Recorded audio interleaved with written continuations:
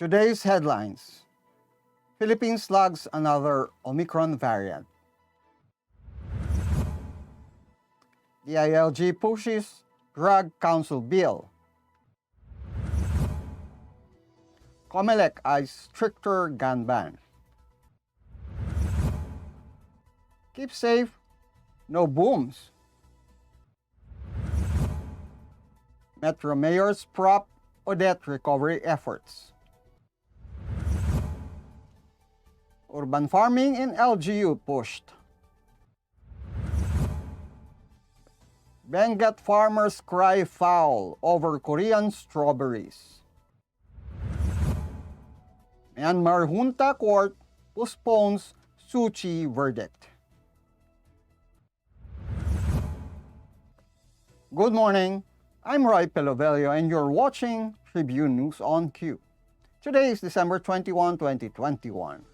And here are the latest news of this Tuesday morning. The Department of Health on Monday reported another case of the highly transmissible Omicron variant, bringing the total caseload to 3. In a media briefing, Health Undersecretary Maria Rosario Vergere said that based on the latest genomic sequencing run, the third Omicron variant case was a 36-year-old male sea-based overseas Filipino worker.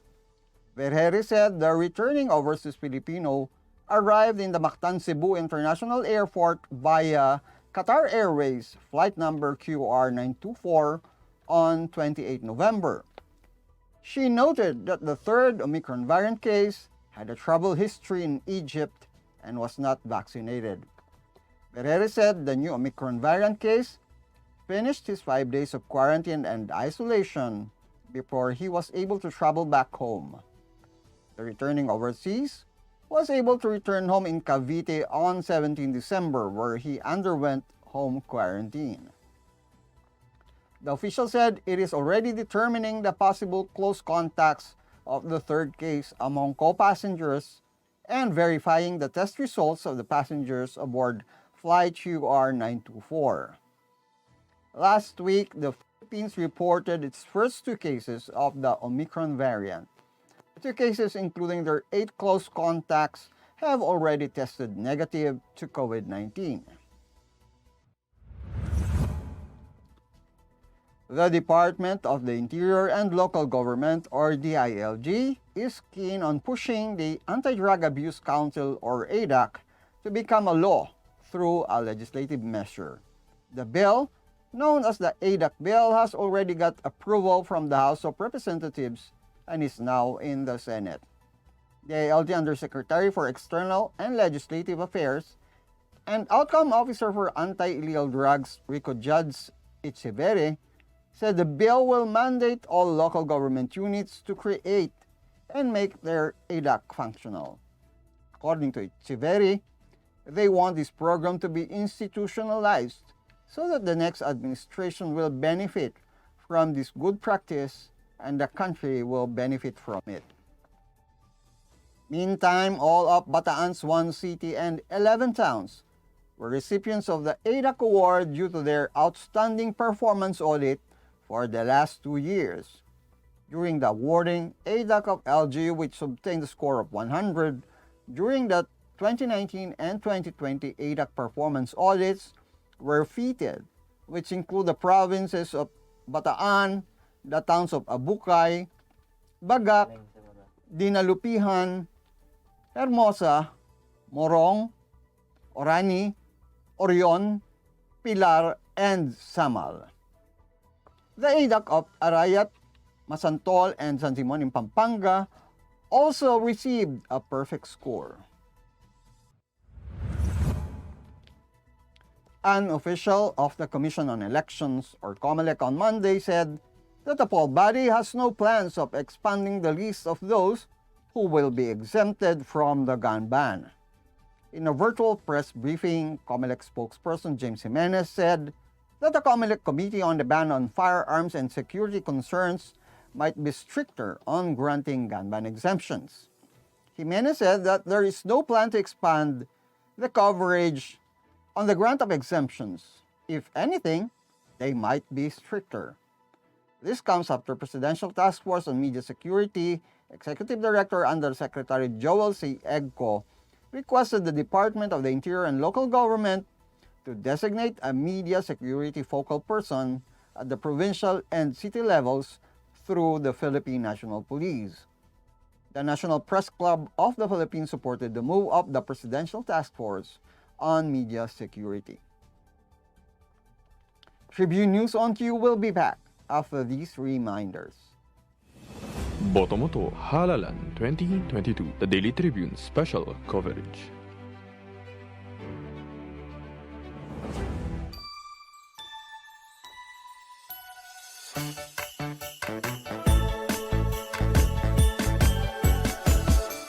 Masaya, pagsama-sama. Bong, yung naumpisahan ko, tapusin mo. Mga bagong highway, tulay, tren, dapat ma-enjoy na kaagad ng mga tao yan. Kailangan lahat bakunado at laging may ayuda pag kailangan. Huwag dapat makabalik ang mga drug lords para ligtas ang pamilya. Yung ginawa mong malasakit centers, maganda yan. Padamihin mo pa. Magkasama tayo. Tayo ang nagsimula. Tuloy-tuloy lang. Bong. Boto mo to Halalan 2022, the Daily Tribune special coverage.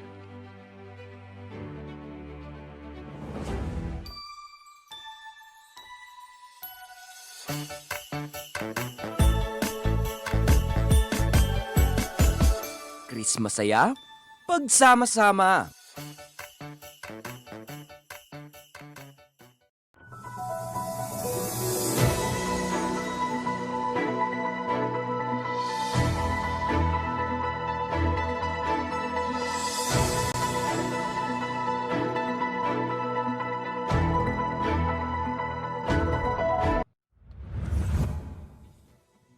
We're back on Tribune News on Q. The Department of Health, or DOH, on Monday reminded the public against the use of firecrackers as Christmas and New Year grow near. Health Undersecretary Maria Rosario Vergeire said in a media briefing that celebrating Filipino holidays can be celebrated by not using firecrackers and pyrotechnic devices. The official said that as of 20 December, there are no reported cases of fireworks-related injuries in the country. Earlier this month, the DOH launched the Ligtas Christmas para sa Healthy Pilipinas 2021 holiday campaign.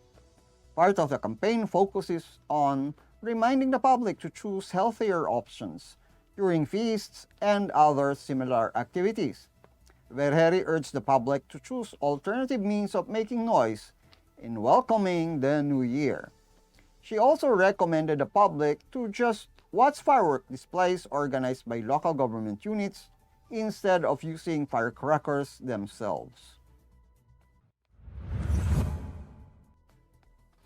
The mayors of the 16 cities and one town in the National Capital Region, or NCR, have authorized the release of funds from the savings of the Metropolitan Manila Development Authority, or MMDA, to help areas inundated by Typhoon Odette.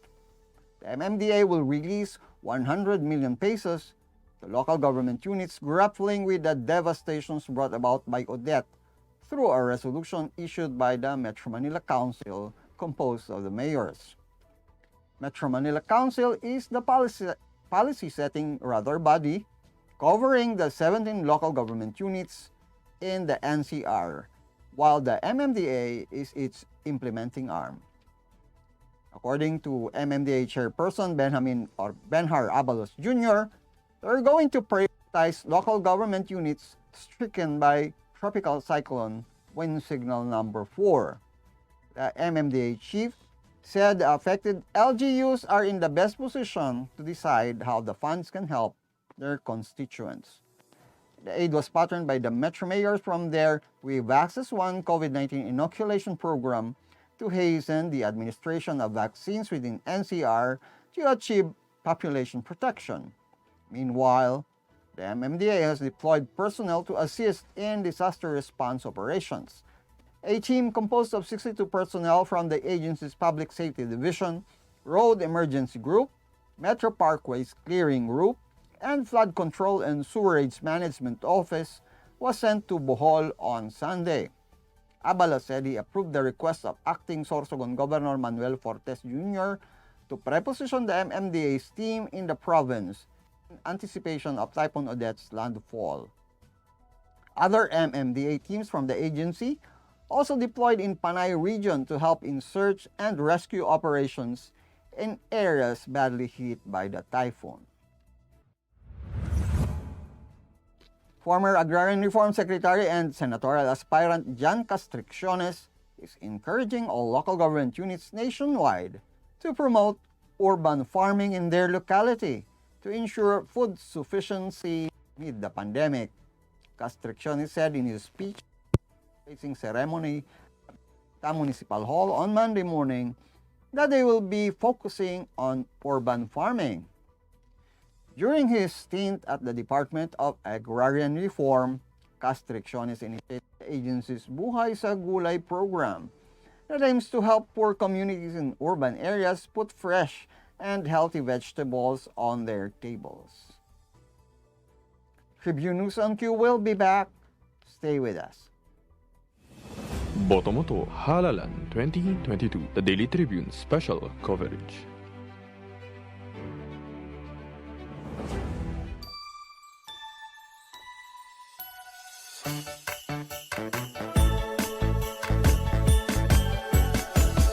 Chris Masaya, pagsama-sama. Ang Daily Tribune may digital shows na din. Dahil sa mas lumalaki at mas lumalakas nating tribu, handog sa inyo ng Daily Tribune ang mga programang magbibigay buhay araw-araw. Be informed at mag-good vibes tuwing umaga sa programang Gising Na. Be updated sa news and happenings sa Tribune News on Q. Mas kilalanin pa natin ang mga paborito nyong atleta sa programang The Athletes Tribune. Alamin ang latest entertainment sa programang What's Up. Ma-inspire sa mga kwentong hatid ng Perfect. Search lang ang Daily Tribune sa inyong Facebook at Tribune Now on YouTube. See you there mga katribu! Alamin ang latest entertainment at sa mga paborito nyong celebrities kasama si Pocholo Concepcion sa programang What's Up. Makibanding at kwentuhan kasama ang mga kilalang personalidad sa entertainment industry. Sama-sama natin silang kilalanin at silipin ang makulay nilang mundo every Tuesday at 2 p.m. Kaya sit back and relax lang kayo mga katribu. Hanapin at ilike ang Daily Tribune Facebook page at Tribune Now on YouTube. Dahil sagot na namin ang masayang kwentuhan dito lang sa What's Up.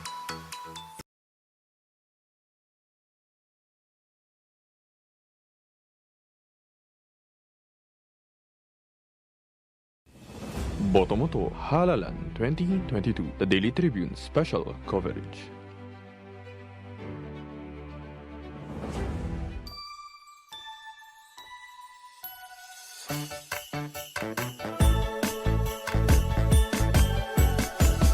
Chris Masaya, pagsama-sama.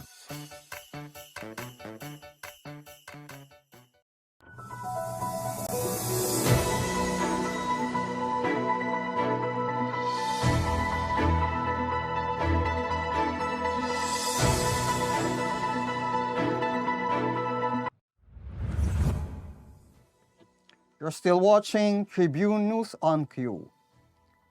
Some Benguet farmers are lamenting the alleged entry of Korean strawberries that are flooding the markets of Cebu, which they said are affecting their livelihood.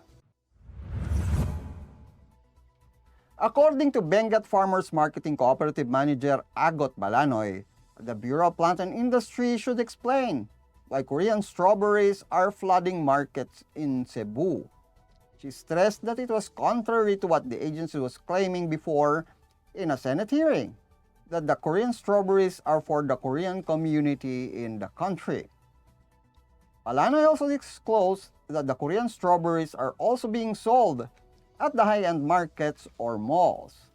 The Farmers Cooperative official also disclosed that the National Plant Quarantine Services Division of the BPI issued a permit to the importer of the said strawberries on 20 November 2021 until 20 November 2024, stressing that what was allegedly written in the said permit is that the goods are ornamental plants. She stressed that Korean strawberries are never considered as ornamental plants, and this misdeclaration is a form of smuggling. Malanoy also revealed that in the Philippine-Korea-Philippines trade agreement under the General Agreement on Tariff and Trade, strawberries were not in the list of products allowed to enter the Philippine market. According to Balanoy, they noticed that some of the high-end markets and pop-up stores in Cebu stopped ordering from the Benguet Strawberry Farmers, and she noted that it will most likely lead to income losses. A Myanmar junta court on Monday postponed giving its verdict in Aung San Suu Kyi's trial for illegally importing and possessing walkie-talkies. A source with knowledge of the case said the Nobel laureate has been detained since the general staged a coup against her government on 1 February, ending the Southeast Asian country's brief period of democracy. Nationwide protests against the putsch have been met with a bloody crackdown, with more than 1,300 people killed and over 11,000 arrested, according to a local monitoring group. Suu Kyi, 76, was due to hear the verdict on charges she illegally imported and possessed walkie-talkies, the latest in a catalog of judgment in a junta court that could see her jailed for the rest of her life. But the judge adjourned the case until 27 December without explanation, a source with knowledge of the case told AFP. Earlier this month, she was jailed for 4 years for incitement against the military and breaching COVID restrictions in a ruling that was widely condemned by the international community. Junta Chief Min Aung Hlaing later commuted the term to 2 years and said she would serve her sentence under house arrest in the capital, Naypyidaw. Under cross-examination, members of the raiding party admitted they had not possessed a search warrant for the raid, according to a source with knowledge of the matter. Suu Kyi is also charged with multiple counts of corruption, each of which is punishable by 15 years in jail, and violating the Official Secrets Act. Journalists have been barred from attending the special court hearings in Naypyidaw, and her lawyers were recently banned from speaking to the media. That wraps up the stories this morning. Before we go, we would like to thank the following: SM Store, the Department of Tourism, Araneta City, MG Motors, Hina Motors, Security Bank, and Overseas Community Affairs Council member Alan Lin of Republic of China for their continued support. Again, this is Roy Pilovelio on Tribune News on Q, reminding you that we only have 4 days until Christmas.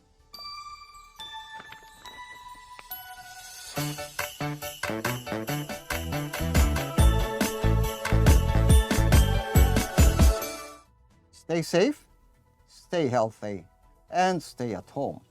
Good morning. Catch the latest news on our website, tribune.net.ph. Follow us on Facebook, Twitter, and Instagram. Subscribe to our YouTube channel, Tribune Now. Download the Daily Tribune app on Apple Store for iOS and Google Play for Android to get the latest and most comprehensive news online. Daily Tribune invites you to join its Viber community, Katribu, to get updates on the hottest news on politics, business, sports, lifestyle, and entertainment. Emoticons of the Tribune mascot Tarsito are available on our community Viber.